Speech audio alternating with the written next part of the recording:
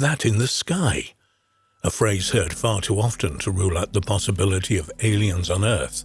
Unidentified flying objects come in all shapes and sizes. Some are found to be our usually secret crafts, while others remain unexplainable.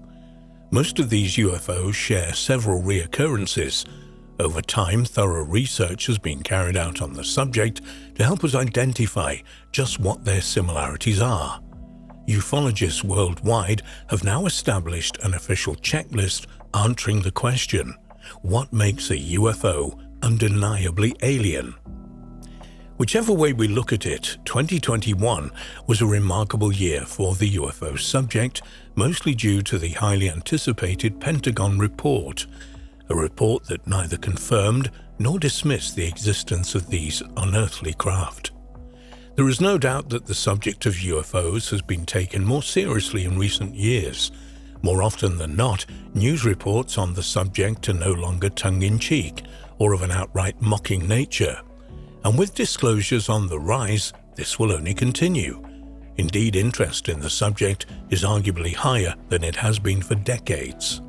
When studying UFOs, researchers use a system called the 5 observables, 5 specific traits of these strange and unknown vehicles. What is interesting, although not surprising, is that these traits match descriptions from many UFO accounts that span decades. This perhaps adds a little more credibility to both those reports and the 5 observables themselves. So what are the 5 specific traits of these mysterious vehicles that are seemingly shared by most and are unique to them? The first observable is an object's ability to overcome the Earth's gravity, and they do so with no visible means of force. They also have no wings of any kind. In short, according to our understanding of aviation, they shouldn't be able to fly. It's worth noting that countless reports of UFOs speak of this seemingly anti-gravity technology. For example, many witnesses of these strange objects state that there's no visible means of propulsion, no wings, nor even a vapor trail of some kind. Could this be the kind of technology that results in their perfect silence? What's also interesting is that many whistleblowers have stated similar things. The most notable is perhaps Bob Lazar, who made some startling revelations in the late 1980s. He claimed that he'd worked for several years with alien technology. He also offered insights into how UFOs traverse the planet, in effect manipulating gravity. He stated that these alien crafts use antimatter reactors that created their own gravity field, adding that it was this technology that makes manipulation of space and time possible. He said that the alien vehicles he'd worked with had 3 gravity amplifiers on their underside, which would focus their energy to a specific destination, actually transporting that destination to the vehicle. He explained that this bending of space-time was like having a big stone sitting on a sheet of rubber. The gravity field then pulls the desired destination to it. When the gravity amplifiers are shut off, the destination returns to its former position, taking the object with it. While Lazar regards the propulsion methods of these highly advanced crafts through space as relatively easy, he believes that traveling through the Earth's atmosphere is much less so. Lazar claims that both the strong gravitational pull of Earth, as well as the intense weather systems, interfere with this technology. So, if we assume this information is accurate, this might be why these highly advanced vehicles seem to crash occasionally while roaming around our planet. Of course, whether Lazar is correct is another story. We simply need more evidence.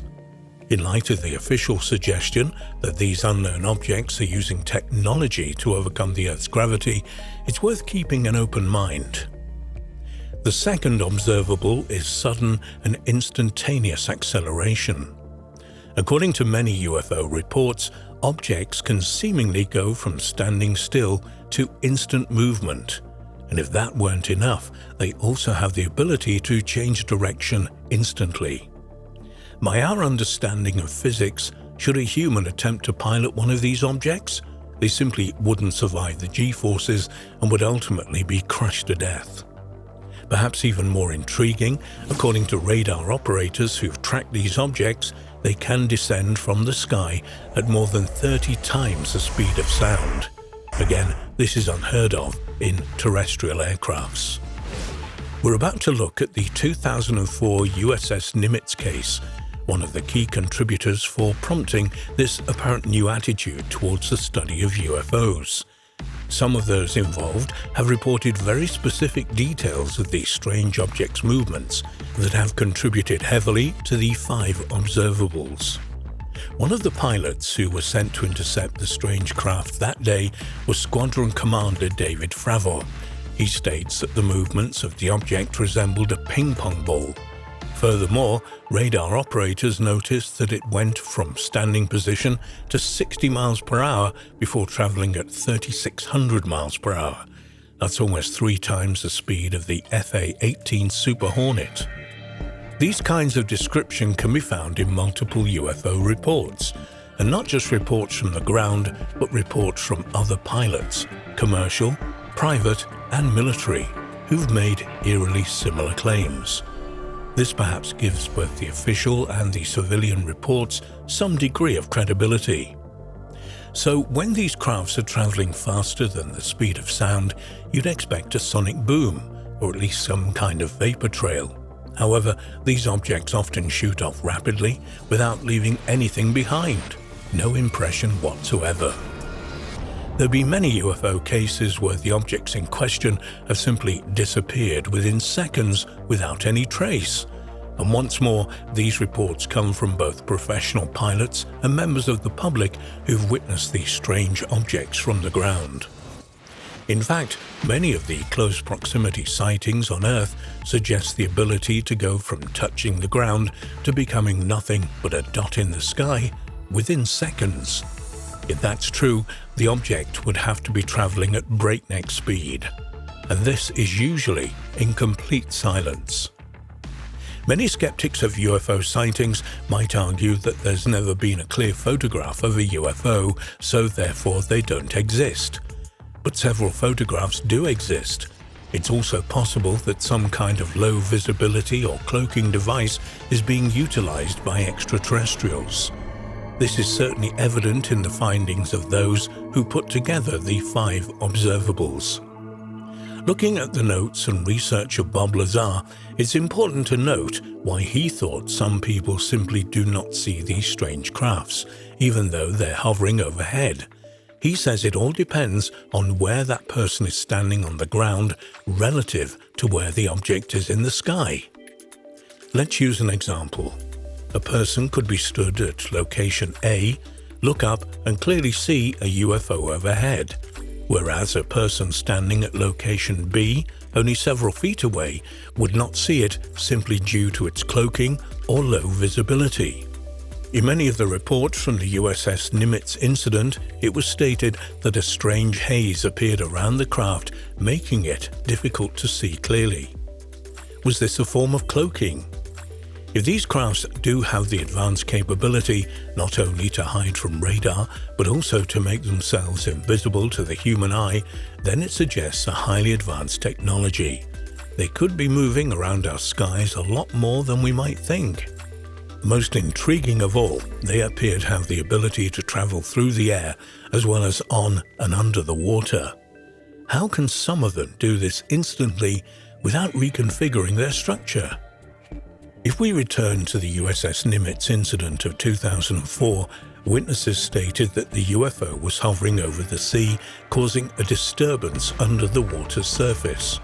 Similarly, sonar operators later reported that they spotted a strange object moving underwater around twice as fast as a typical nuclear submarine. Surprisingly, there's been a growing consensus among UFO researchers that the depths of the planet's water might be an important key to unlocking the mystery of UFOs and aliens. Many UFOs are spotted near, over, or under the water. The fact that these futuristic vehicles can travel underwater as efficiently as they travel through the air adds a certain amount of credibility to such reports. So while we don't know what these objects are, or where they come from, we do know from the details provided that they far exceed the technology we have on Earth. And what's more, these sightings, officially recognized by the military, mirror many encounters from the civilian population that have taken place for decades. We must continue to listen to those who've spotted UFOs. While the word of one person might be questioned, you simply can't dismiss reports from thousands of people all over the world. How is it that sightings from two distant countries share striking similarities? Just what could be out there, traversing the skies of our planet? More importantly, why are these objects here in the first place, and where do they come from? As more information is released, we might one day have the answers to these burning questions.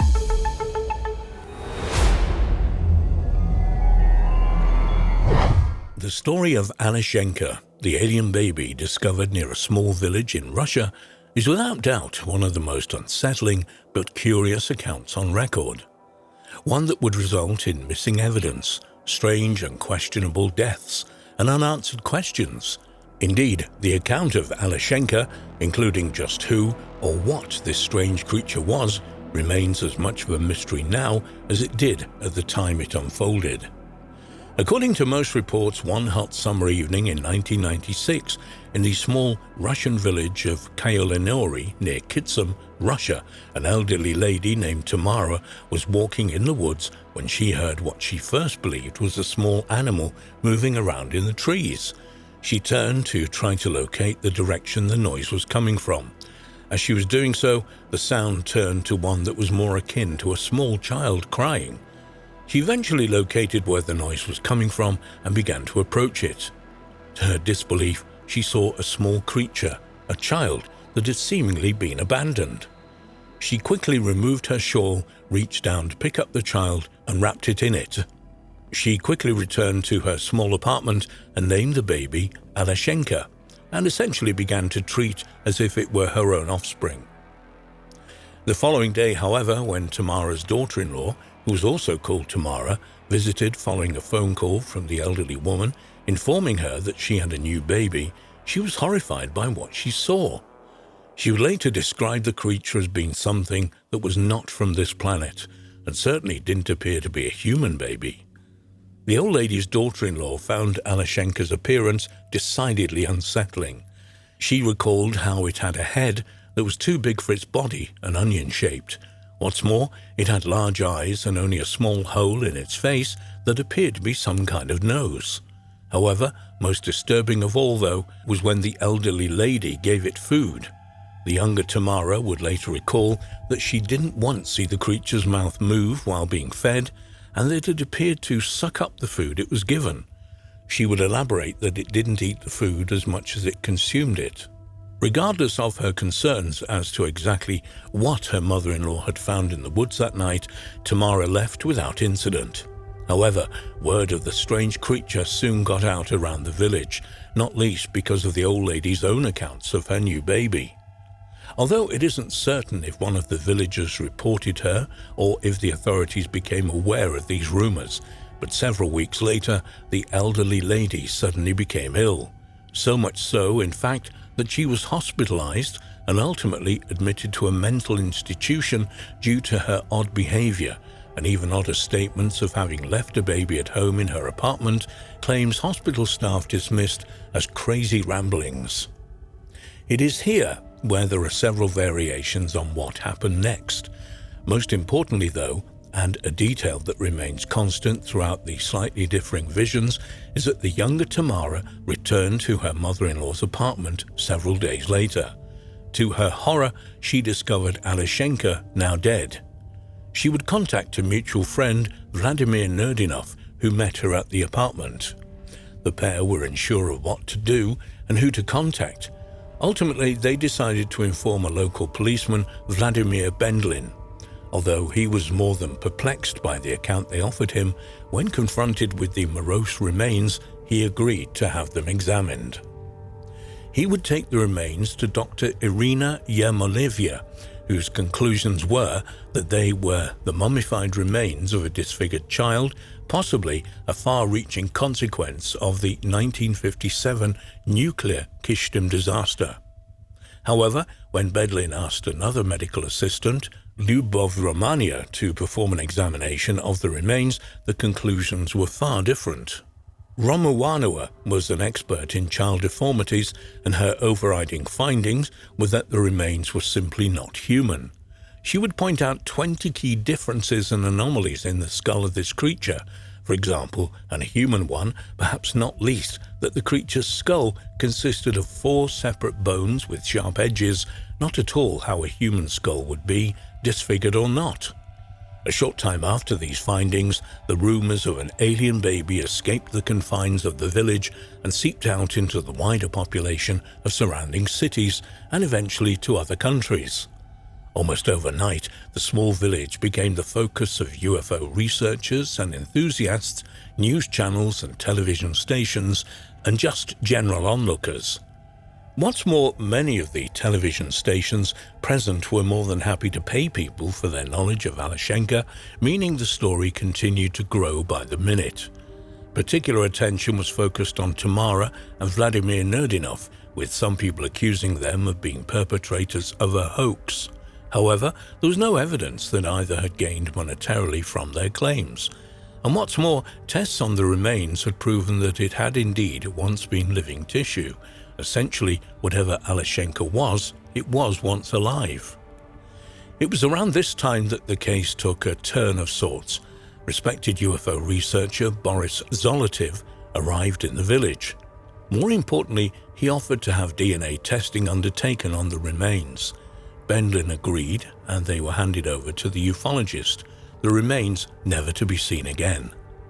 Incidentally, several months after he took charge of the remains of Alashenka, Zotolov was tracked down by a television station that had taken an interest in the case. He would offer, perhaps bizarrely, that his assistant was driving the remains to the lab when a UFO landed right in front of their car. What's more, the occupants got out of the craft and took the remains with them. How truthful the explanation offered for Alashenka's disappearance is open to debate.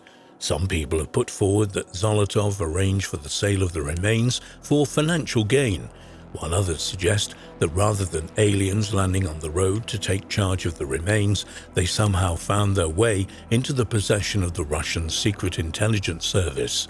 We will likely never know for certain exactly what happened to them or where they might be today. There were, though, several final twists to the tale. Although the remains had disappeared, Bedlin would come into possession of the shawl that her mother-in-law had initially wrapped Alashenka in when a local woman, who wished to remain anonymous, came forward to say that she had taken it into her possession when the elderly lady was hospitalized. She happily handed the item over to Bedlin so that DNA tests could be carried out. When those tests were complete, the results were intriguing, to say the least. They would come back with 2 different sets of DNA on them. One of these was human, almost certainly the elderly lady's. The other, however, was a much more head-scratching, being classed as unknown to science. If we assume that the DNA was Alashenka's, which is almost certainly, then what exactly was this mysterious creature and where did it come from? A more disturbing twist occurred several months after the events had become worldwide news when the elderly lady somehow managed to escape from the mental health facility. She was, though, killed in a mysterious hit-and-run accident shortly after. Many people would question just how such an elderly lady could have freed herself from the facility in the first place, and suggested she might have been intentionally allowed to walk free in order that she could be assassinated. Of course, who might have been behind such a speculative targeted attack remains a mystery. Perhaps of even more concern is the fact that the elderly lady had arranged to meet hypnotic regression expert Mark Milkheimer at the hospital so that he could try to shine further light on the strange encounter. Only days after he arrived in Kishtim, shortly after Tamara's death, he died of a sudden heart attack, a death that also raised an eyebrow or two in some corners. Was Alashenka an alien baby that somehow became abandoned in the woodland near a Russian village? If so, were the remains taken back by those aliens, or were they intercepted by the Russian authorities? And how did it become to be left in the woodland in the first place? Was it left behind following an alien visitation, or does it suggest a more permanent extraterrestrial presence on our planet? Or was the incident indeed a case of a tragically deformed and abandoned child that was spun out of control by a thirsty media? The truth is, the tale of Alashenka will likely remain shrouded in mystery for the foreseeable future.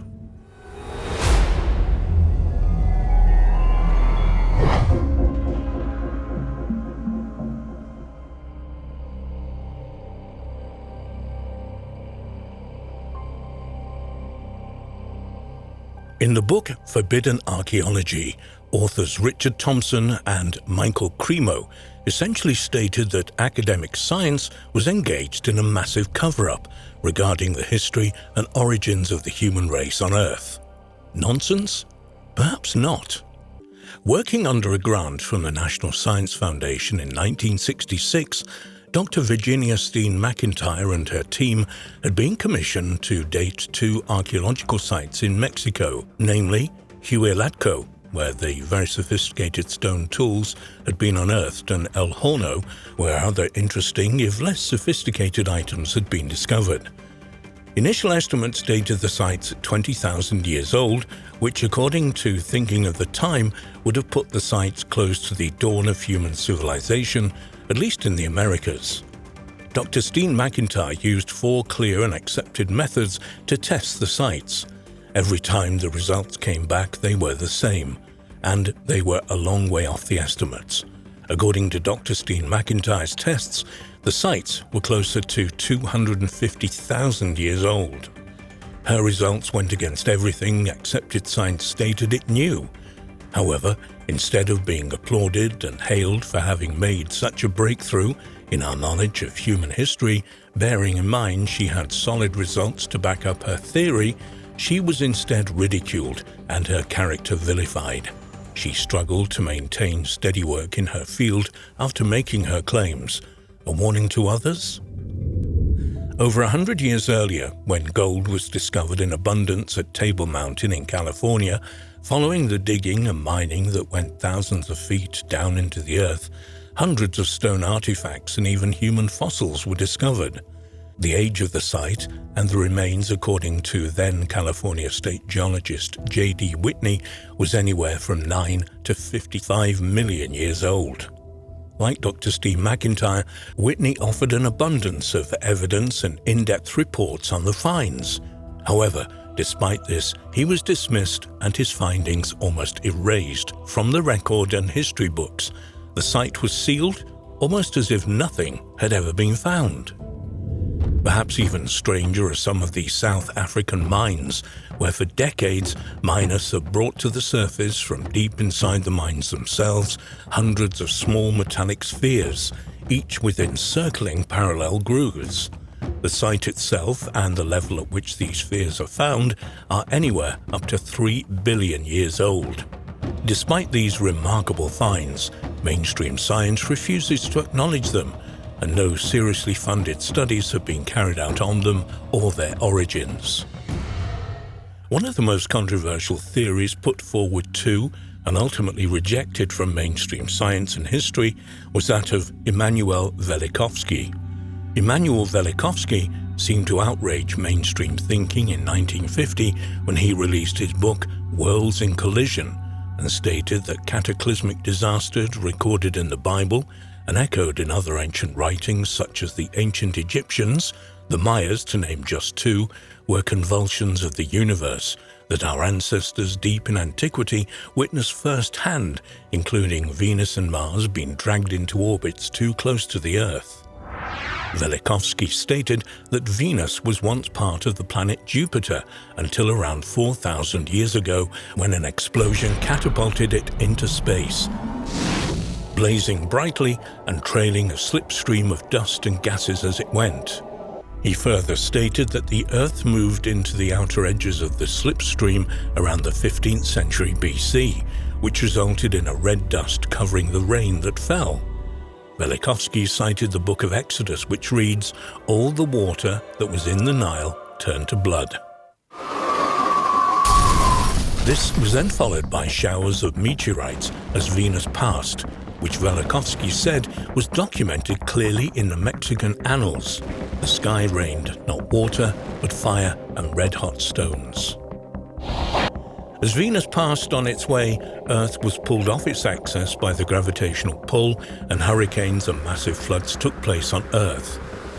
The Caxinhua of Brazil wrote that heaven and earth changed places, and Persian records state that 3 days of light was followed by 3 days of darkness. Velikovsky even went on as far to say that it was at this moment in time when Moses led the Israelites across the Sea of Passage, whose waters had parted, he claimed, due to gravitational and electromagnetic forces between the two planets, and for the same reason they came crashing back to their rightful place, covering the seabed.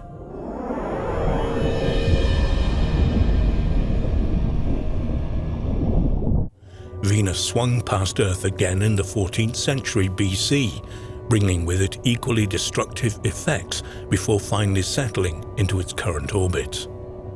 In the 8th century BC, however, Venus this time came too close to Mars and pushed it into an orbit that clashed with that of Earth, and did so every 15 years until 687 BC, when it finally settled into its own orbit.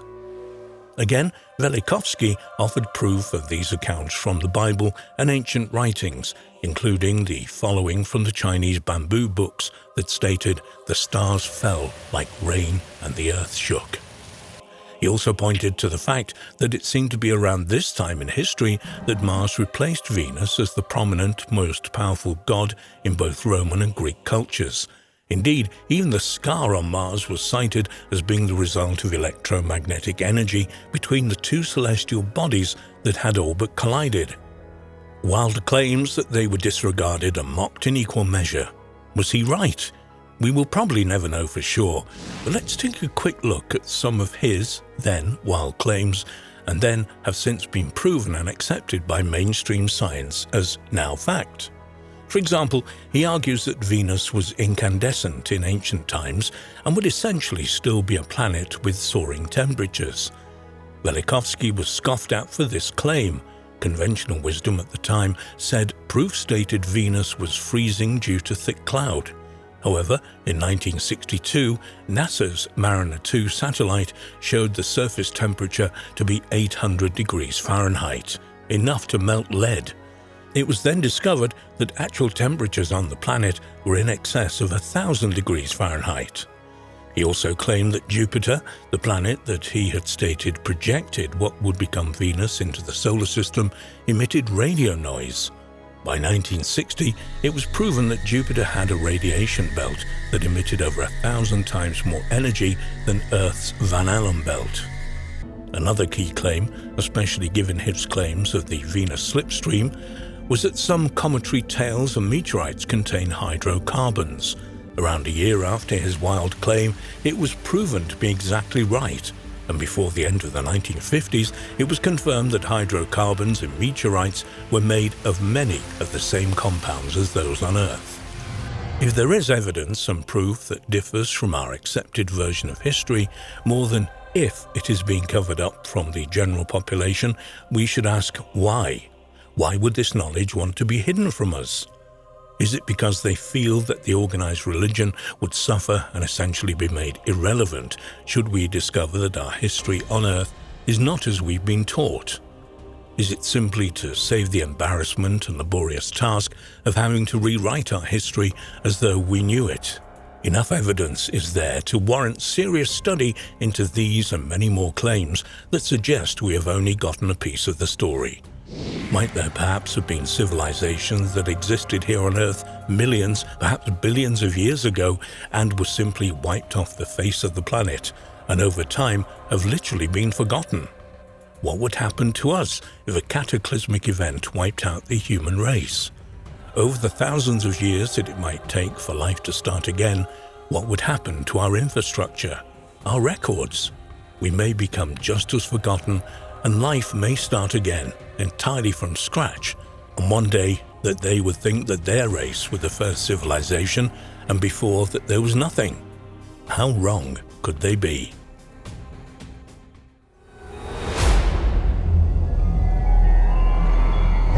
The Nomo are primordial ancestral spirits in Dogon religion and cosmology, though some researchers are convinced that they may in fact be aliens. In one story of the Dogon of West Africa, an ark descended to the ground, bringing advanced amphibious beings known as the Nomo. These beings gave the Dogon advanced information about an invisible companion to the star Sirius, which was extremely heavy and made of a special metal not found on Earth. It would one day be known to astronomers as Sirius B. The Dogon are an ethnic group of around 600,000 people, most of who live in the rocky hills, mountains and plateaus of the Bandiagara escarpment in the Middle Plateau region of Mali. The ancestors of the Dogon came from the area of Mandi in southwest Mali and northeast Guinea that was the center of the 13th century Mali Empire. After the collapse of this empire, the Dogon migrated to their current rocky home. The cliffs and difficult terrain where the Dogon settled offered effective protection from raids by slave traders coming from the desert, though they also resulted in the isolation of communities. When Mali became a part of French West Africa in the 1890s, the slave raids ended, and the Dogon were able to expand into the plains around the plateau. Unfortunately, this migration separated the Dogon from their religious sites, making room for Islam and Christianity. But the Dogon are still known for their intricate cosmology and extraordinary rituals that go with it. Their mask dances are now tourist attractions. Indeed, after a mask has been used in these ritualist celebrations, it is no longer considered sacred and is often sold to tourists. Dogon religion is devoted mainly to worshipping the ancestors and the spirits they encountered when they migrated across the western Sudan. For every 60 years, the Dogon perform a religious ceremony called the Sigui, corresponding to the duration of the life of the first Dogon ancestor. The ceremony occurs when the star Sirius appears between two mountain peaks and is celebrated over 7 years, during which time the great mask is carved from a single piece of wood. These masks are incredibly tall and symbolically complex, and their elaborate dance reenacts the creation of the Dogon culture. This and all Dogon ceremonies are organized by members of the Awa, a male initiation society with important ritual and political roles within the Dogon society. Awa society members are also responsible for the creation and performance of the masks, all of which portray the face as a rectangular box with deeply hollowed channels for the eyes. Sirius, also known as the Dog Star in the constellation Canis Major, is the brightest star in the night sky. The bright part of the binary is a blue-white star, 25.4 times as luminous as the Sun.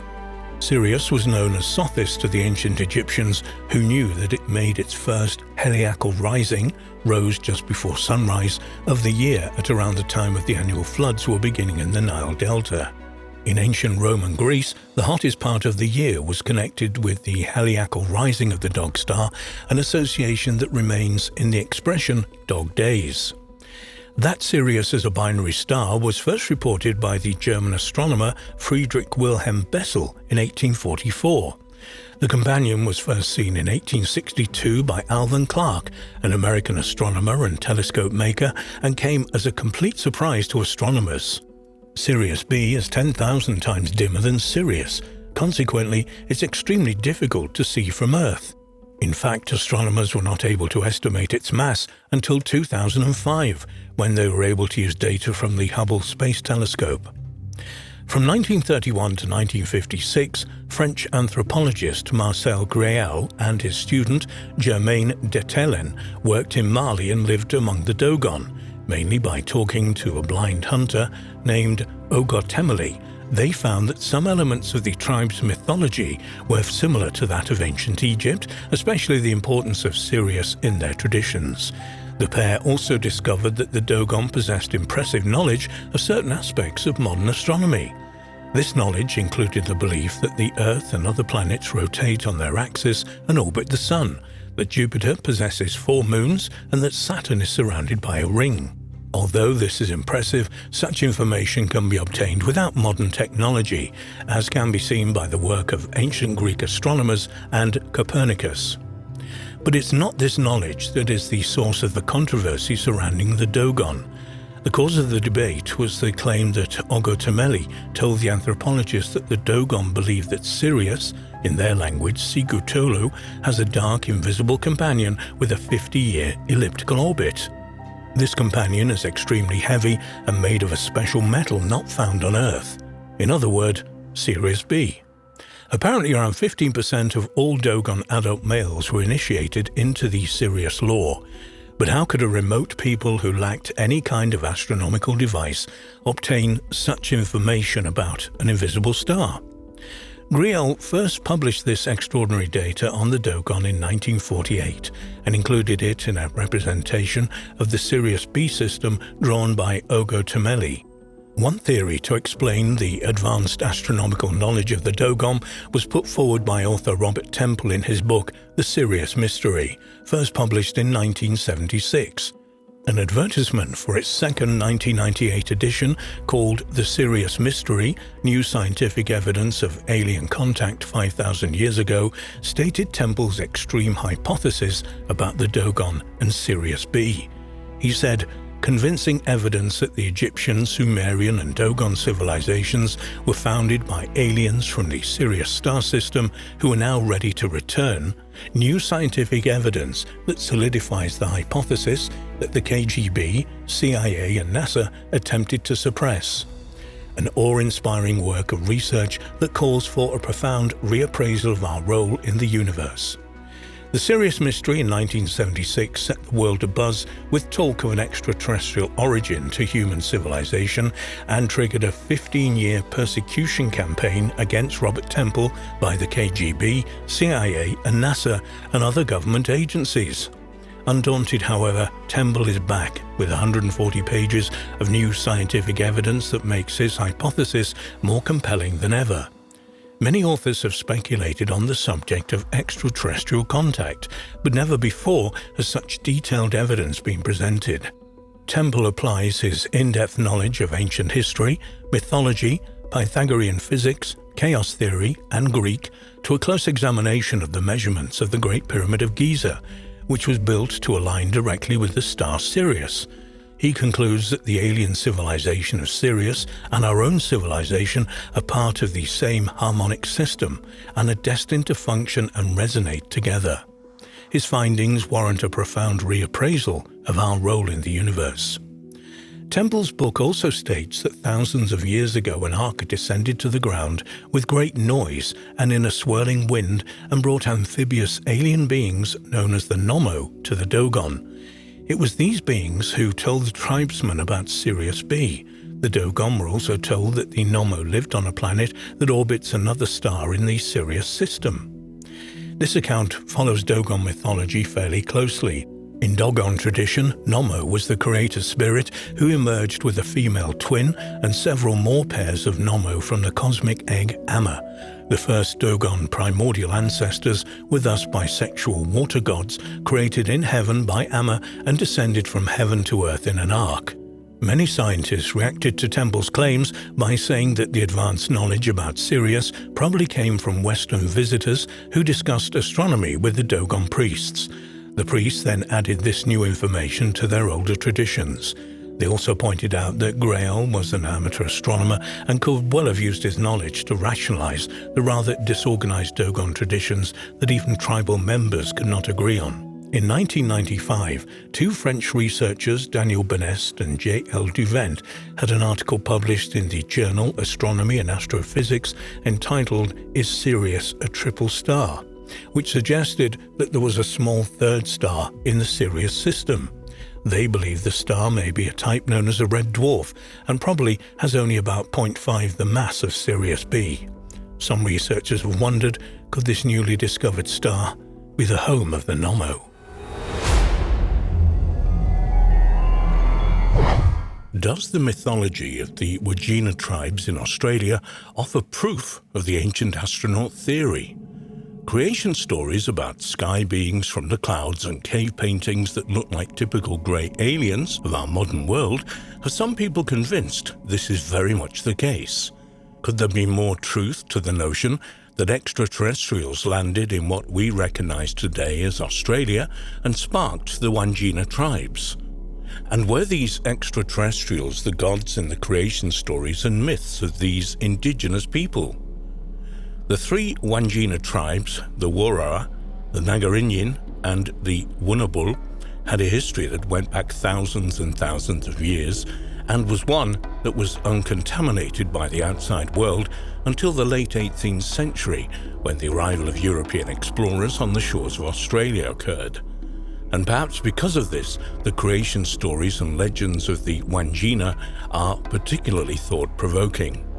Without a doubt, one of the most compelling reasons to contemplate whether the tribe's roots go back to extraterrestrial contact in ancient times is some of the cave paintings that reside in the Western Kimberley region of northwestern Australia. This artwork is said to date back at least 4,000 years, if not earlier. The similarities between these figures painted somewhere around 2000 BC are undeniably similar to how we would perceive a grey alien being in the modern world. They clearly depict, for example, a head larger than their frame would suggest, as well as a pale, white-grey skin and larger black eyes. Did creatures such as these visit the ancestors of the Wandjina tribe thousands of years ago? While the depictions could be nothing but coincidence, we have to accept that these ancient people would have drawn exactly what they saw. Were the people drawing what we would recognize as a grey alien in the modern world? We should note that perhaps researchers as well as members of the Wandjina people themselves reject the notion that these cave paintings represent alien entities and instead claim they are simply representations of nature and the natural world their ancestors were surrounded with. It isn't merely the artwork, however. Many of their creation stories are similarly thought-provoking. For example, the first Wandjina people were said to be sky beings or spirits from the clouds who came to Earth from elsewhere in the Milky Way. Ultimately, they created Earth and all life, both animal and plant life, before eventually returning to their cosmic home elsewhere in the galaxy. Before leaving, though, they would teach humans the secrets of the arts, science, astronomy, and agriculture. Clearly, all of these aspects of the creation stories of the Wandjina people resonate almost perfectly with multiple other civilizations from around the world. Could this suggest that the legends of the Anunnaki, extraterrestrials who came to Earth millions of years ago, are the origins of these multiple creation stories, each one spawned as these alien colonizers spread ever outward, bringing their teachings to those who they found on the way?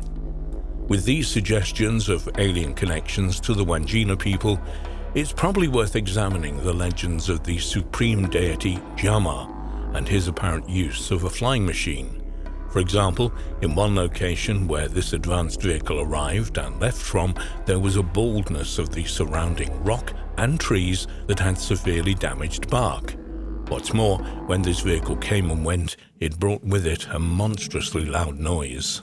It's clear even to a skeptic that from a modern perspective, this could very well be describing a nuts and bolts aircraft, and a highly advanced one at that. And it's also worth recalling that multiple other cultures and civilizations around the world have similar legends of entities arriving from the sky in vehicles, or sometimes depicted as animals that make a brilliant noise upon arrival and whose flames often cause damage to the ground when arriving and leaving. It's also of interest to note that many UFO reports from Australia today feature the detail of a particularly loud noise when they're viewed. Might this suggest that whatever extraterrestrial presence was in this part of the world thousands of years ago still be here today? Could it be, for reasons unknown to us, that Australia is of particular interest and importance to these extraterrestrial visitors, maybe for its location, or resources perhaps? It's also worth mentioning the Black Mountains that reside directly east, almost in a straight line on the other side of the country. Not only do these multiple black slabs make up the mountains there, slabs that could very well be the ruined remains of an ancient spaceport, but many pilots who fly over the region experience multiple issues with their navigation equipment. Might these ancient mountains be a further testament to an extraterrestrial presence in Australia in the distant past? What is of further interest to those who believe ancient extraterrestrial contact with the ancestors of the Wandjina people is more reality than myth are recent archaeological discoveries that would appear to corroborate at least certain Wandjina legends. Perhaps the best example would be the discovery of the remains of megafauna in the region. This matches very well the accounts of extraordinary large mammals in the Wandjina legends that state once shared the land with them. What's more, while mainstream scholars suggest that the northwestern parts of Australia were likely populated as far back as 60,000 years ago, the result of migrating peoples from Africa, the remains of objects at some sites in the region, suggest an origin that goes much further back to around 175,000 years at the very least. In fact, some researchers have suggested dates even earlier than that. With this in mind, we should also turn our attention to the work of Professors Alan Wilson and Rebecca Kane. In their paper, The Recent African Genesis of Humans, they would conclude that all human life could be traced back to the African continent somewhere around 200,000 years ago. However, not long after releasing the paper, they would publicly declare they had been wrong in their original conclusions and that their most recent findings suggested that the origins of Homo sapiens go much further back than people had previously thought, sometime around 400,000 years ago. And what's more, these origins began with the Aborigine people of Australia, who arose from two distinctive lineages.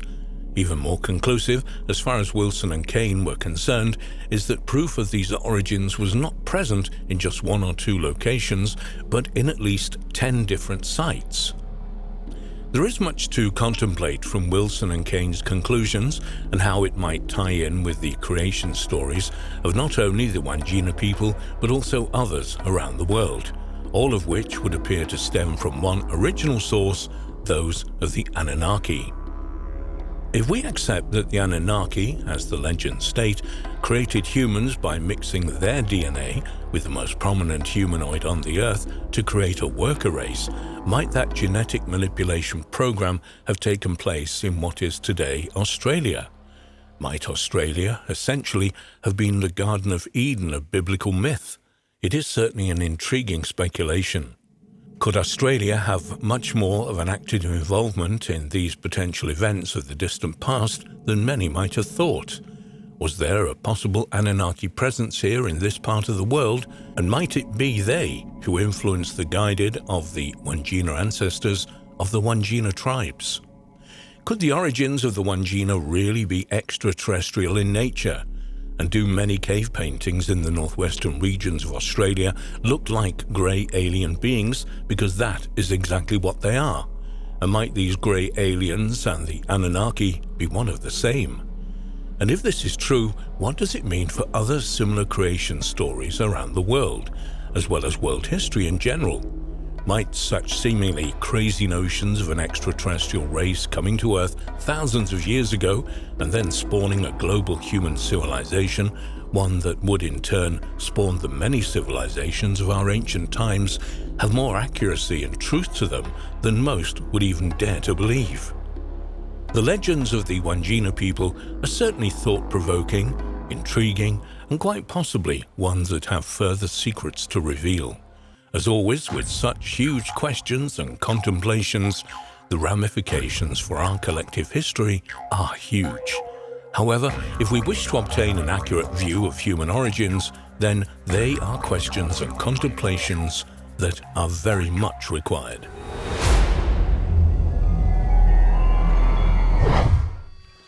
The San Fernando Valley is no stranger to UFOs. There's been quite a large number of incidents reported over the last 20 years. Strange balls of light and even large triangular crafts have been sighted.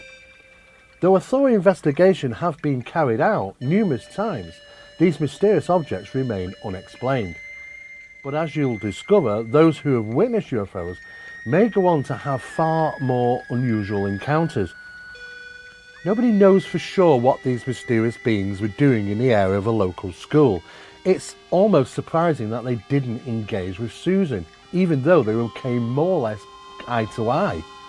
For Susan, her life has changed dramatically, as you can imagine.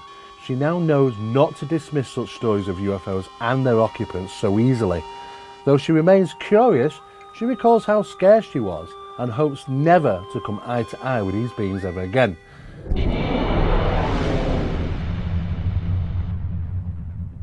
Many people believe that alien encounters take place only in remote areas. Nothing, however, could be further from the truth. In fact, aliens seemingly turn up in some of the most unexpected places. For example, the following incident involves an encounter that took place in the front courtyard of an elementary school in the middle of a densely populated suburb of Los Angeles. It also involves one of the clearest and most extensive descriptions of alien beings researchers had ever investigated, which all started with a UFO sighting a few years earlier. The witness, Suzanne D., worked as an art designer within 10 miles of where her encounter took place. Suzanne was attending Northridge University, earning a bachelor's degree. She lived with her mother and brother in Van Nuys in Southern California. Actually, her ordeal began with a very dramatic UFO sighting near her home in the San Fernando Valley. What's interesting about this sighting is that the UFO was seen hovering over the highly technical Lockheed and Hughes aircraft installations and the Van Nuys Air Force Reserve Base. It was a summer night in 1980 when Suzanne and two friends witnessed a triangular formation of lights hovering in the sky. As an artist, Suzanne is a trained observer with an acute eye for details and an incredible memory. Because of this, she's able to fully describe her encounter. As she says in her own words, "It was a beautiful night, very clear, and it was very warm. I was standing there looking out and I realized that the sky didn't look normal. I'm looking at the moon and I'm thinking, that's not normal. It's all orange over there. It's 2 o'clock in the morning and it's orange." And so I was looking at it and I realized that what I was looking at was the glow coming off these three objects. There was one really big object and two smaller ones on either side of it and above it. As Suzanne studied the objects, she saw that they hovered below the horizon of the mountains. She estimated their distance to be about 10 miles, but like many UFO witnesses, she had trouble estimating the size of the objects. The objects in the middle was huge, and the ones on either side appeared to be about 1/3 of its size. When asked what the objects looked like, she replied, "Sort of a saucer shape. I mean, it was flat, and they appeared to be rounded, but they were so far away that I wasn't underneath them. I couldn't see under them. I was seeing more of a profile view. They were elliptical." Suzanne concluded that she was seeing three separate objects. As she says, they were hovering on either side of it, above it, so they formed a sort of a triangle. The big one was lower, and it was at the bottom point of the triangle. She said, "I sat there and watched them for a couple of minutes, and they weren't moving. All the orange glow in the night sky was coming off them. They, the objects, didn't appear orange. They appeared shiny, maybe metallic. But all this orange glow was around them. It was lighting up the whole area around them, orange, like streetlights glow. That's what it was like, but it was orange." Suzanne literally could not believe her own eyes and ran inside to get her friends. She dragged them out, pointing to the sky. "Do you see that?" she asked Suzanne's friend. Adlai Fredrickson remembers the incident well. Many UFO investigators have noticed a high number of UFO sightings around high-technology installations, and that is certainly true in this case. After the sighting, none of them thought there would be many future encounters. However, in Suzanne's case, it wasn't long before she had a truly incredible encounter, a face-to-face confrontation with two grey-type alien beings. And this encounter occurred in the most unlikely place imaginable, right in front of the local elementary school. One evening in 1980, about 3 years following Suzanne's UFO sighting, she decided to take a walk with her dog around the block. She had no idea that she was about to walk into the single most terrifying experience of her entire life. Here Suzanne vividly describes what it's like to have a close-up encounter with extraterrestrials. I was in college and my girlfriend and I did art projects together. We had this one project we were working on. We were collecting shopping trolleys that you find hanging out on street corners. Lonely shopping trolleys with nobody to push them around. We had already collected 2 or 3 and we were going to make this great art project out of them. We thought it was really esoteric, so we had these shopping trolleys. One night I was driving home. It must have been about 11:30 at night. It was quiet and very little activity out on the streets. I spotted another trolley. I don't know why it didn't occur to me to just stop and put it in my car. For some reason I thought, well, I'll drive home and I'll take Sarah, my dog, for a walk and I'll go and get the shopping trolley and then put it in my car. The lonely shopping trolley was down on the corner of Strathern and Amerstoy. Amerstoy runs in front of Stagg Street Elementary School and Strathern runs across it. So for some reason, I decided that I should take my car home and go back and get the shopping cart and bring it home. Looking back at it, it would have made a hell of a lot more sense just to stop and put the shopping cart in my car and drive away. I had a station wagon, so the trolley would have easily gone into the back. So I called in home and got the dog and went for a walk, and we went to get the shopping trolley. I was walking in a circular route. I went up my street to Strathern, down Strathern to Amerstoy, picked up the shopping cart and was going past the school to Stagg. As I'm going down Amerstoy, I had to go past the school. I was being careful not to attract too much attention. I guess the shopping trolley made me look a little suspicious. There aren't lots of houses, almost no houses on that side because of the school, so I thought it would be very easy to get it past the school. So I'm making my way past the school and I got up near the front of the school gates where the administration block was. There, an open area, a theatre, and the administration area and the kindergarten, all on the school frontage and right in front of the theatre. There's a big illuminated open area with a flagpole. So I'm coming past there and I'm thinking I'm totally alone and I'm not going to be seen by anybody. Then I looked to my right and realized that there were 2, what I thought at first were people. I thought there were just 2 people standing there talking. At this time the school's on my right and I was on the footpath in front of the school. It was at this point that Suzanne first began to realize that something strange was happening.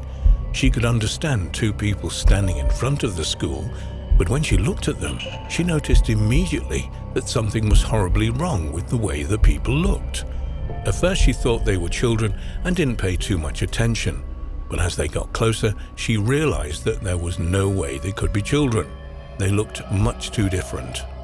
Suzanne continues, they were facing each other. As I looked at them, I started to notice they were kind of strange. They had on these dark green jumpsuits. They had really big heads. And they weren't very tall. They were like my height, about 5'4", but I wasn't really impacted with their presence until they turned to look at me. They turned simultaneously away from each other and both towards me without moving their feet. They just sort of hovered and turned.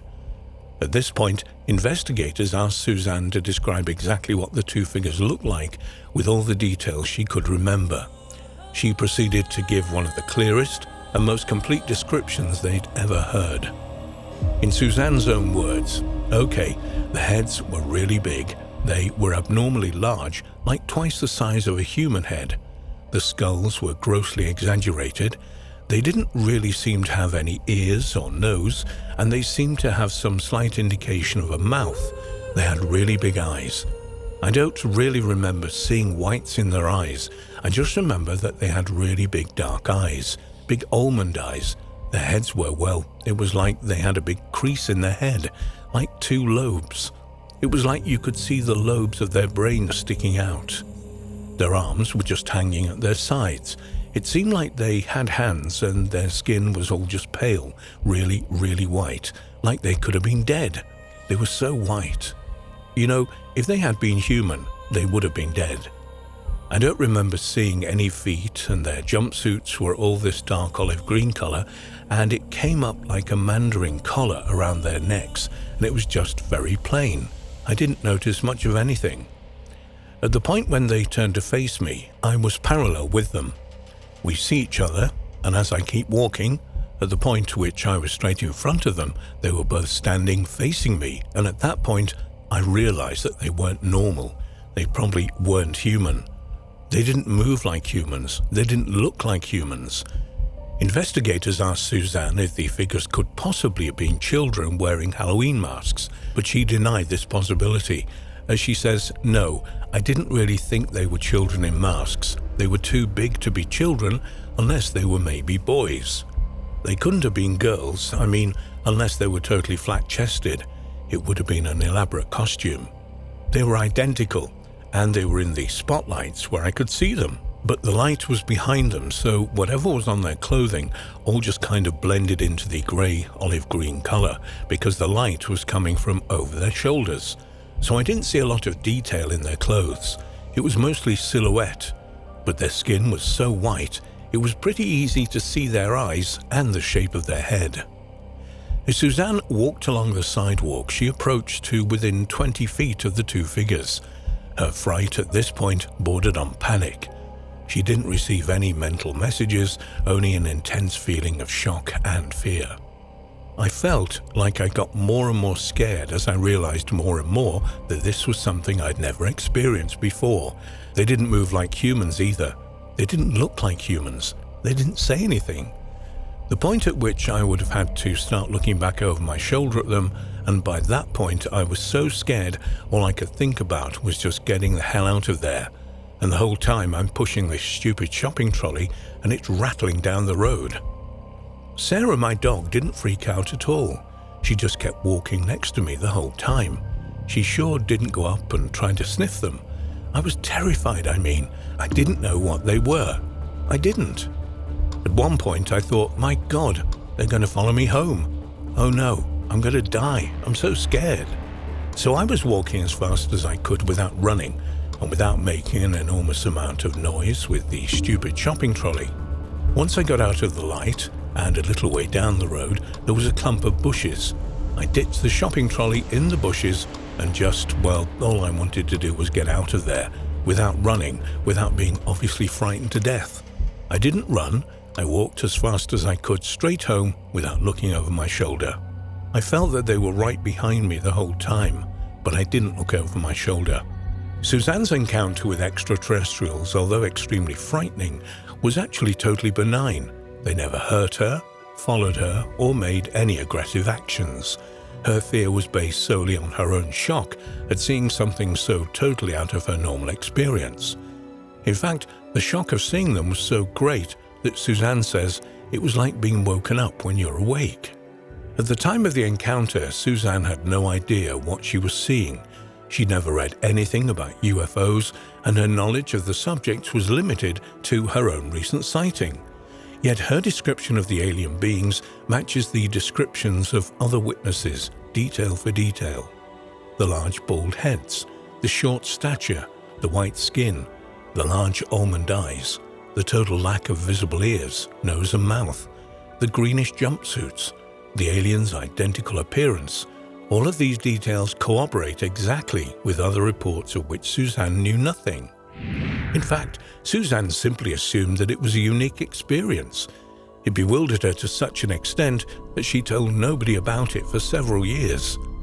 One detail that absolutely astonished Suzanne was the way the figures moved in perfect unison. This detail has been observed over and over again by other witnesses. The alien abduction researcher Bud Hopkins had written a book entitled Intruders, where he lists several cases that involve the simultaneous leaning, blinking, and stepping of alien creatures. It's as if they are so telepathic that they're able to predict each other's movements. Still another detail that adds to the authenticity of her account is how it began. Suzanne had the totally illogical impulse to delay the picking up of her shopping cart until she could return to it and push it home. Her hindsight showed her how illogical this impulse was. Suzanne, of course, had no idea that many other people's encounters often begin in the same way. Preludes to many missing time abductions often include bizarre impulses to drive or walk to certain areas. Suzanne had no idea how close she was to having a full-blown contact. As far as she knows, she didn't have any missing time. She had no nightmares of the incident, nor has she found any mysterious scars on her body that might indicate an abduction-type experience. She does admit, however, that it is possible that her experience was more extensive than she can remember. She doesn't remember the exact time she left her home, nor the exact time she returned. However, if she did have missing time, she has no desire to undergo hypnosis and dredge up memories of an experience that was already considerably traumatizing. One detail that made Suzanne doubt she saw aliens was the lack of a UFO. It wasn't until much later that Suzanne even connected her previous UFO sighting to the concept of extraterrestrials, simply because there was no craft associated with this encounter. She does admit, however, that it would have been quite easy for a large craft to have landed in the enclosed playground of the school. It may seem incredible that her encounter took place in front of an elementary school in a crowded suburb. However, as many UFO researchers will tell you, this is not at all unusual. Many have investigated several other encounters that have taken place in the oddest locations, including hotels, condominiums, on freeways, even inside hospital rooms. It seems that the aliens have reached such a high level of technology that they can easily elude detection. In fact, less than 2 miles from the school, an entire family experienced a dramatic series of UFO encounters that started with simple sightings of star-like objects darting about the night sky and became dramatic bedroom visitations by grey-type aliens and culminated in at least 4 abductions, complete with bizarre experiments and a baby presentation aboard an alien craft. All this, of course, took place over a densely crowded suburb in the San Fernando Valley.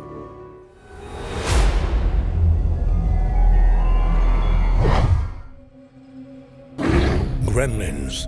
They're nothing but fiction, right? The truth is, there are more accounts of real-life encounters with these beastly, mischievous, and sometimes deadly creatures than many of us perhaps realize. The earliest known mentioning of these truly bizarre creatures was an article in the Spectator newspaper in the early 1920s, which offered that the newly constituted Royal Air Force in the United Kingdom in 1918 had detected the existence of a horde of mysterious and malicious sprites who would be responsible for a whole host of mysterious acts while pilots were in the air. Perhaps the earliest recorded encounter with these obscure beings took place in 1923, when a British pilot was forced to crash-land his aircraft into the waters off the English coast. He would later state that his reason for doing so was due to a tiny creature which had followed him aboard his plane. The bizarre entity had played havoc with his ability to control the aircraft, eventually forcing him to ditch the plane in the sea. One of the most unsettling accounts on record concerning potential real-life gremlins, though, occurred in San Diego, California in the summer of 1939. A record of the incident can be found in the book Our Haunted Planet, where John Keel relays an account first published in the magazine Flying Saucer Review by Jerome Clark. According to the report, a United States military cargo plane left the runway at Marine Naval Air Station in San Diego on its way to Honolulu in Hawaii. To begin with, the flight was textbook, with no reason for concern. Then, 3 hours after takeoff, several panic distress calls were received by the control tower in San Diego before the cargo plane went completely silent. All attempts to re-establish contact with aircraft went unanswered. Then, a short time after the distress calls were received, the strange situation took an even more bizarre twist. Much to the disbelief of those at the naval base was the sight of the aircraft returning to the runway where it had taken off from a little over 3 hours earlier. Personnel watched as the aircraft approached the runway and made a perfect landing, eventually coming to a stop. Within moments, emergency response units were approaching the aircraft, as well as a security unit who quickly gained entry to the plane. They were not all prepared for the scene that would greet them. All of the crew were dead, each of them having a huge gaping wound in their torso, as if they'd been ripped open by a mysterious clawed beast. There was a similar damage done to the interior of the aircraft. Even stranger, any of these security units who happened to touch these damaged parts of the plane would suffer a mysterious skin infection in the days that followed. The strangest and most bone-chilling discoveries, however, were made in the cockpit of the aircraft. There, the security unit found the pilot and co-pilot both dead, and both with the 45 automatic weapons in their hands, with several empty shell casings on the floor around them, as if they had spent their final moments firing at an unknown attacker. There was also a distinct thick odor of rotten eggs, something that is often noted at various encounters ranging from UFO sightings to the appearance of ghostly entities. Just how the pilots had managed to land the aircraft before succumbing to their deaths, and who the mysterious attacker was and where they had gone remains unexplained. The encounter on the US cargo plane is far from the only one. In fact, as the 1940s unfolded and the Second World War took hold around many parts of the planet, many more apparent accounts with real-life gremlins surfaced. Interestingly or not, many of these encounters occurred during reconnaissance flights, which took place at particularly high altitudes. Consequently, the conditions were much more pressured and in colder atmosphere. Whether these high-altitude conditions contributed to the many reports is a topic of debate for some. The Ministry of Defense took these reports so seriously, however, that they at one point suspected the sightings of these creatures were the result of German forces. This was the case until the British and American Air Forces shared information, eventually realizing that they were each suffering from the same phenomenon, and furthermore, following the end of the war when Allied forces had access to German records, they discovered that German pilots had reported the exact same encounters. In fact, one of the most unsettling, if intriguing encounters involved an American pilot known only as LW. It was while LW was piloting a Boeing B-17 aircraft when he heard a strange noise that appeared to be coming from the aircraft's engine. He also noticed that his navigation equipment was suddenly malfunctioning. It was as he was going through checks of this equipment that he noticed a truly bizarre creature looking at him through the cockpit window, clinging onto the outside of the aircraft. He would later describe the creature as having grey-green pointed ears and eyes that glowed a bright red color. Most unnerving of all, however, was that the mouth was full of truly razor-sharp teeth. The pilot looked on in disbelief as a second, almost identical creature appeared on the nose of the aircraft. A moment later, LW snapped back into his senses and immediately began to dive before leveling out again, repeating this several times until the disturbing creatures seemingly lost their grip on his aircraft. After eventually landing his aircraft, LW decided he would keep the bizarre encounter to himself. However, he would later hear several fellow pilots speaking of seeing an almost identical beast, which prompted him to make an official report to his superiors. A researcher who gathered several further Second World War encounters with apparent real-life gremlins was John Laming, who spent considerable time with both British and Australian aviation industries. One of these encounters was of Captain Wickner, who was delivering an Avro Lancaster bomber to an airbase in the United Kingdom in August 1944 when his engines suddenly cut out without warning. Using all of his experience as a pilot, Wickner managed to guide the plane to an emergency landing at the next available airbase. However, as soon as the plane's wheels touched the runway, the engines roared into life once more. Even stranger, Wickner was replaced as the pilot to deliver the plane, which was placed under armed guard until the replacement pilot arrived. Did the authorities know more than they let on? Another curious encounter unfolded 2 years previously in 1942 when Chris Jarrett was piloting a Lancaster plane over northern France on its way to a night bombing mission over Germany. However, before reaching its target location, the plane's engines suddenly failed, one at a time, until all 4 of them had died. Still carrying its full arsenal of bombs and most of its fuel, the aircraft began its rapid descent towards the ground. At a complete loss as to why the engines had ceased working so suddenly, Jarrett launched himself from the stricken plane, landing just in time to see the aircraft disappear over a hill in the distance before it became enveloped in flames as it impacted the ground. These engine failures, most often with Lancaster bombers, occurred more than records might officially state, and rumors among the pilots and Air Force personnel blamed these mysterious creatures gremlins.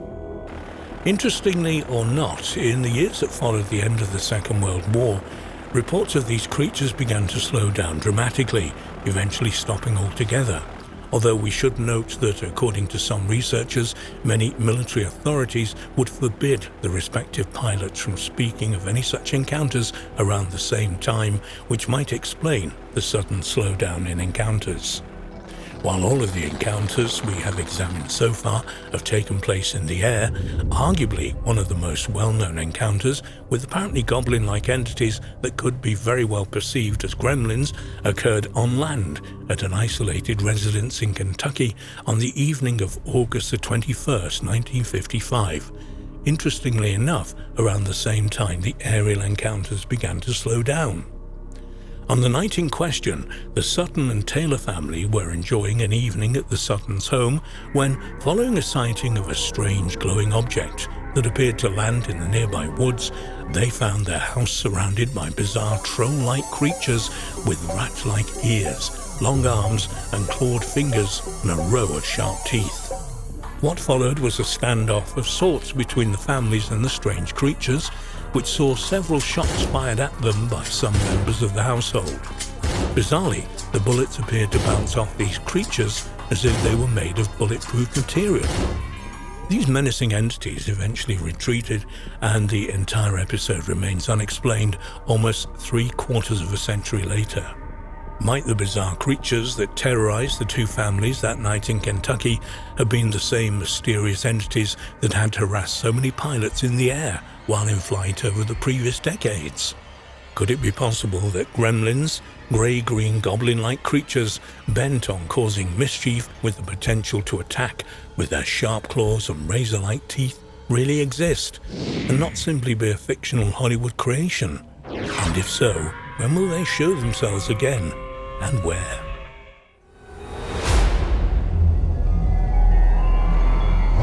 Did a woman suffer an attempted abduction at the hands of invisible aliens in France in 1950? Quite literally. An encounter known as the Black Hands case is without doubt one of the most thought-provoking and perplexing accounts connected to alien abduction on record. It is also one that is unique and an encounter that doesn't conform to other claims of extraterrestrial interaction, both of the times and in the modern era. According to the account, at around 4 p.m. on May the 19th, 1950, an unnamed woman was near the River Loire in Cours-les-Bas in France when she noticed a bright light, similar to a star, moving across the sky. She continued to watch this bizarre aerial anomaly until it came to a sudden stop. It remained motionless for several moments before rising into the sky, stopping and remaining still once more. Then, giving off a slight flash, the object disappeared high into the air with great speed. As perplexed and intrigued as she was, the woman, by and large, put the incident out of her mind. That is, until the following afternoon when she was walking along the river once more, she witnessed a similar light moving overhead, exactly as she had done the previous afternoon. This time, though, the light would come much closer to the woman. In fact, the light came so close that it almost enveloped her completely. Then, things turned even stranger and decidedly more ominous. To her shock and belief, the woman watched as 2 black-gloved hands emerged out of the light and reached towards her. She noticed how they had a yellow tint to them and were seemingly very strong. They remained where they were, as if ready to catch something thrown towards them.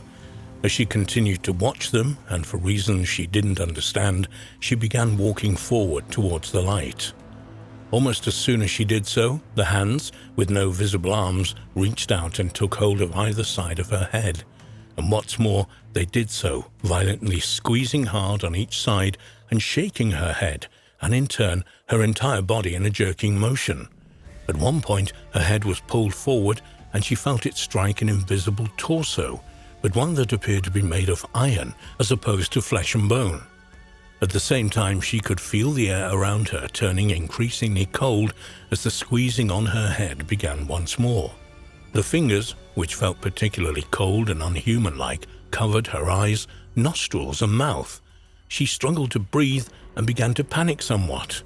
Then she felt something akin to a lightning bolt run through her. Suddenly, she began to swing back and forth, and she got the impression that the black hands were carrying her somewhere. The arms that the hands were seemingly attached to remained invisible to her, but she could almost definitely feel them against her shoulders. It was at this point that the distraught woman began to hear a strange, muffled laugh that, while it sounded as though it was coming from a relative distance, she assumed it came from her invisible attacker. Without warning, they came to a sudden stop. A moment later, she felt a blow to her back, seeming to her to have come from an invisible knee. So hard was the blow that it forced her to the ground, where a pressurized force immediately settled on her and forced her to lay down flat. After a moment or two, she was moving around, this time being dragged along the ground. This continued for several moments before they came to a stop once more. After several seconds, she heard a voice speak in French. It said, "There she is, we got her." Another voice replied, but this one was too muffled and too far away for her to make out what it had said. Before she could contemplate anything else, she found herself being dragged along the ground once more. This went on for some time, causing her to panic again. Just as she thought she was about to lose consciousness, the dragging stopped. She was free of the invisible grip and found herself laying alone in the middle of a field. She quickly checked her purse and found that all of her money was still there. Robbery, then, was not the reason for this obscure attack. She then got to her feet, brushed herself down, and quickly scanned her surroundings, fully expecting to find the person who had dragged her here to be watching her. However, there was nobody else there, and she was completely alone. Or at least she thought so. Just as she was beginning to think that her bizarre ordeal was over, she noticed a section of the grass in front of her pressed down, as if an invisible foot had just stepped there. She braced herself, expecting an invisible grip to seize her. However, nothing else happened, and all she could hear or feel was the wind blowing around her. She looked down at herself and realized that she had cuts and scratches on her arms and legs, while she could feel what appeared to be a burning sensation on her back. What's more, all of her muscles ached, and she had a bitter, metallic taste in her mouth. As she looked around, she noted a light in one of the houses by the river. She started out towards it. However, after taking only a few steps, a blinding white light flashed before her eyes. She wasn't sure what had happened, but she had the impression that something had just taken off from the ground nearby and risen into the air with great speed. Now extremely frightened and confused, the woman made her way straight home. She would later report the encounter to the local police. A search of the field where she had found herself revealed strange scorch marks on the ground, and several of the trees had suffered considerable damage. However, despite these findings, there was no satisfactory explanation offered as to what had happened to the anonymous woman, and the case remains unresolved. Just what might have happened that evening? There are several possibilities for us to consider. Might it be that this unfortunate woman was the victim of an attempted alien abduction? If this is the case, why wasn't she taken on board a futuristic craft like many others who make such claims? And if aliens were behind this bizarre and unsettling attack, for what purpose was it carried out? It appeared that no experiments or communication took place. In fact, the whole episode seemed to revolve around the testing of some kind of technology that allowed someone or something the ability to physically take control of someone from a destination far away. Might we consider then that her tormentors, that late afternoon near the River Loire, were not of an extraterrestrial nature but were in fact human? We might recall that the witness heard somebody speaking in her native French, stating that we got her. Might this suggest that she was the unwilling participant in the testing of some kind of futuristic technology, one that allowed a person to physically grab and then control somebody from afar? We might also recall that while the witness could hear the voice of whom she presumed was her attacker clearly, the reply she heard was muffled and seemingly much further away. Might this also suggest some kind of remote technology with some kind of bizarre out-of-body remote control experiment taking place from a secret location many miles away? We know, for example, that remote viewing has been the subject of studies by various intelligence agencies around the world for decades. Might it be that this encounter with the black-gloved hands was another branch of these experiments, ones that allowed some kind of physical interaction? Or might those behind the attack on this mystery woman not have been extraterrestrial or human, but beings from another dimension? Might the light she witnessed, a light which grew much larger as it got closer, have been the result of a portal opening, and so allowing an interdimensional creature to reach through from their realm of existence into ours? And if so, was this an intentional crossing of dimensions on their part, or something that was a one-off opening of such gateways? Of course, regardless of who or what was behind the attack, perhaps the most important question would be, for what purpose was it carried out? Was it merely an opportunistic assault, or might there have been an agenda adhered to that is simply unknown to those who have investigated the case? The fact is, we are unlikely ever to know just what took place to the unnamed woman in France that spring afternoon in 1950. The account, though, continues to fascinate researchers today, almost 3/4 of a century later.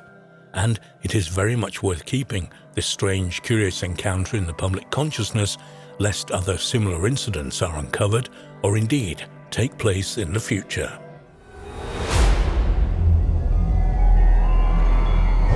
Beginning in October 1939, the residents of Provincetown, Massachusetts, began hearing of bizarre and unsettling encounters experienced by the children of the town.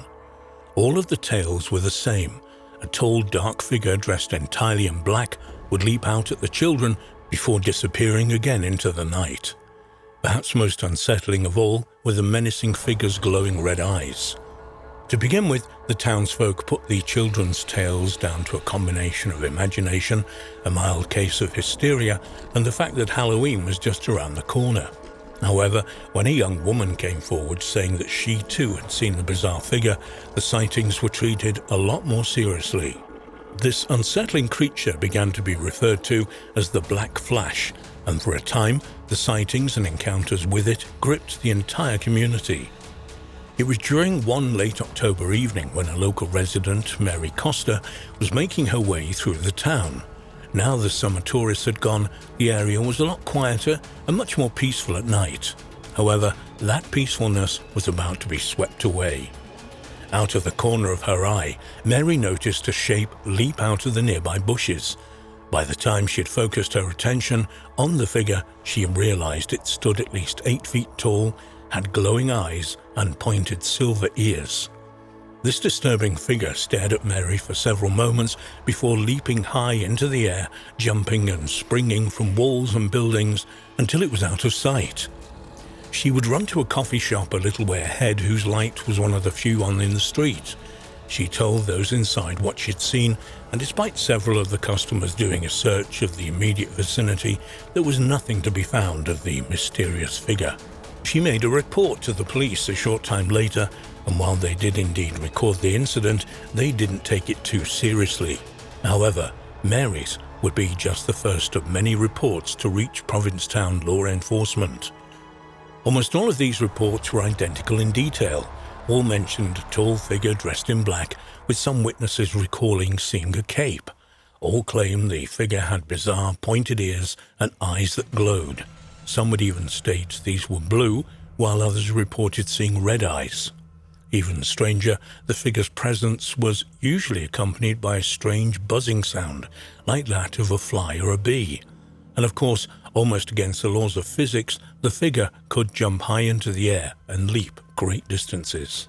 As if to make the police's job even more difficult, who were already struggling to keep up with the surge of sightings of the mystery menace, reports would often come in from 2 different locations at the same time. This suggested to them that this creature, whatever it was, could either move at exceptional speeds or there was more than one black flash. The vast majority of the encounters were also almost identical. This curious creature would leap out at people when they least suspected it, stare at them for several moments before disappearing out of sight, usually taking long leaps and jumps.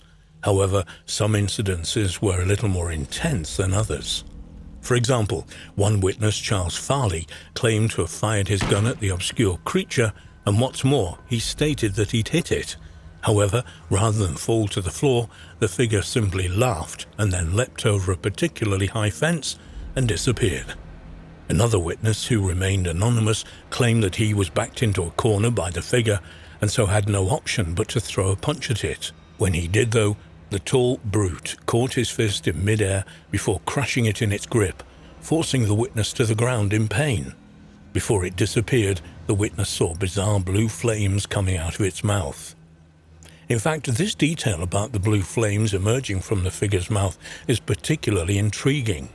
It's hard to examine these enthralling, if strange, tales of the Black Flash of Provincetown without looking at the similarities to Spring-Heeled Jack, an almost identical assailant who terrified Victorian England for much of the 19th century. Aside from similarities in dress, Spring-Heeled Jack, as his moniker would suggest, had the ability to leap over tall walls and even buildings. What's more, many witnesses claim to have seen blue flames emerge from his mouth. Were these 2 creatures, separated by location and time, one and the same? Or might they perhaps be 2 different people but connected by the same secret technology? And if so, where is the technology now? Positioned near the northeastern coast of the United States and still feeling the effects of the Great Depression, the region's fishermen would tell of witnessing German submarines off the Atlantic coast, an obvious sign to them and many others throughout the United States that America would likely end up becoming involved in another war in Europe, despite the promises to the contrary of President Franklin Roosevelt.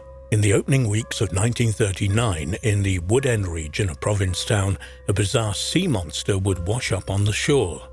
Rumours circled that this was the legendary sea beast that had been sighted by George Reedy almost half a century earlier in 1886, although it was later discovered to be nothing more but a decomposing basking shark.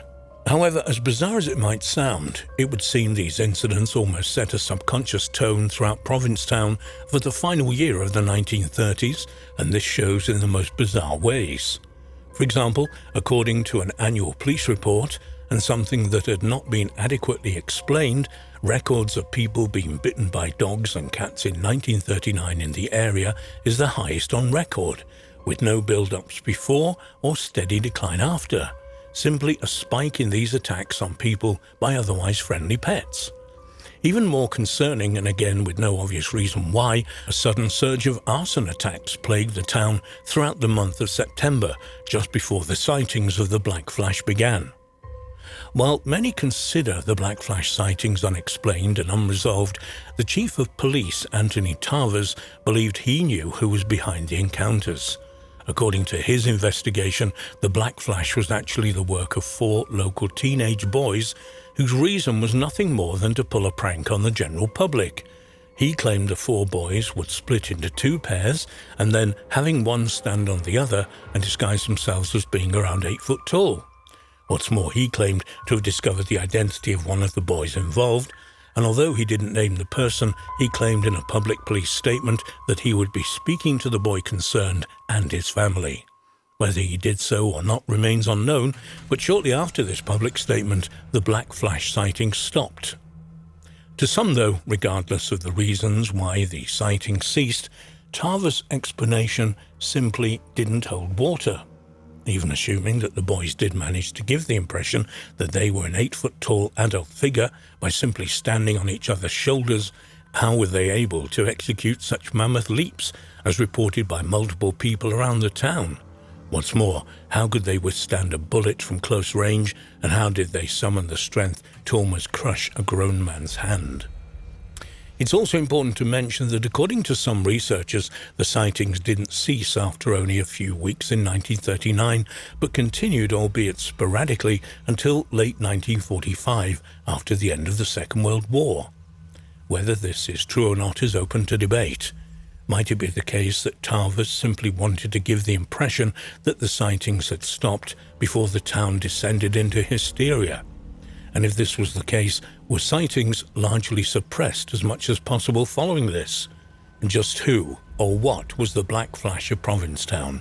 Was it some kind of cryptid creature unknown to science, or perhaps an extraterrestrial who seemingly disappeared into legend as quickly as it had emerged? Or should the connections to Spring-Heeled Jack from the previous century be examined further? Perhaps both entities were merely humans with some kind of advanced technical clothing that gave such powers as their ability to leap over tall walls and buildings, and to withstand bullet shots and physical assaults. The fact is, we're no closer to solving the mysterious Black Flash sightings today in the 21st century than we were when they happened in 1939. For now at least, all possibilities remain on the table, and the search for the identity of the Black Flash of Provincetown continues.